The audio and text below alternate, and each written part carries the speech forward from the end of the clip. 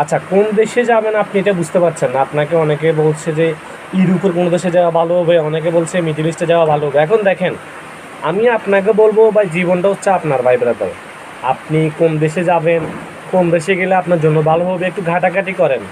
যাওয়ার আগে মানুষের লোভে পড়ে, মানুষের প্রলোভনে পড়ে চলে যাবেন না হুট করে এই দেশে। হয়তো দেখেন, আপনি এই দেশে মানুষ আপনাকে বলেছে ভালো সুযোগ সুবিধা আছে, কিন্তু আপনি গিয়ে দেখলেন যে কি এই দেশে কোনো সুযোগ সুবিধা নেই।